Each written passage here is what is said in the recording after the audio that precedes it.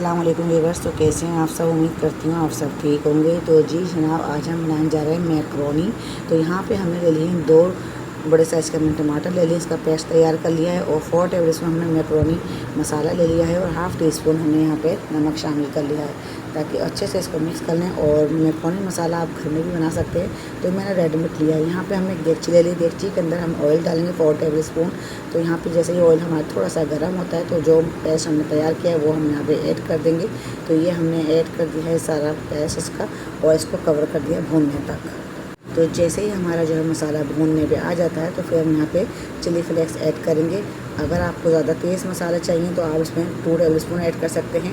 तो मैंने यहाँ पे 1 table spoon chilli flakes add कर दिया, इसको अच्छे से मिक्स कर दिया। मिक्स करने के बाद यहाँ पे कुछ सब्ज़ी हमने काट के रखी हुई, जो वेजिटेबल्स आपको पसंद हो आप वो ऐड कर सकते हैं। तो यहाँ पर मैंने एक गाजर और 2 शिमला मैंने काट के ऐड कर दी हैं, आप किसी भी शेप में काट सकते हैं। तो यहाँ पर इसको जो है हमने क्रंची रखना है, ज़्यादा नहीं पकाएंगे। तो हाफ़ कप यहाँ पे पानी ऐड करेंगे, और हाफ़ कप पानी ऐड करें ताकि मसाला हमारा जले नहीं। और 1 से 2 मिनट तक इसको हम मीडियम आंच पे भूनेंगे, पकाएंगे, ताकि अच्छे से ये पक जाए।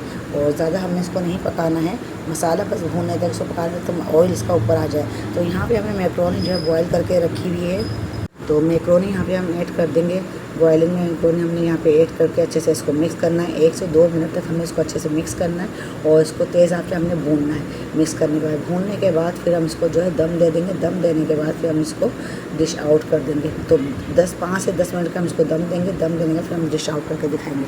तो मज़ेदार सी चटपटी से हमारी मैक्रोनी बनके तैयार हो गई है। तो आज की रेसिपी आपको कैसी लगी मुझे कमेंट्स करके लाजमी बताया गया, ताकि आपके कमेंट्स पढ़ के मुझे खुशी होती है और मुझे जो है हौसला अफजाई मिलती है।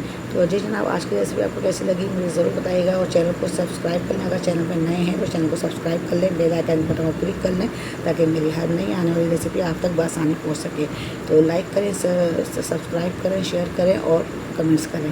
तो जी जनाब, आपको मैं अच्छी रेसिपीज लेके आती रहूँगी। तो मुझे दें इजाज़त, फिर मिलती हूँ अगली रेसिपी के साथ। तब तक के लिए अल्लाह हाफिज़।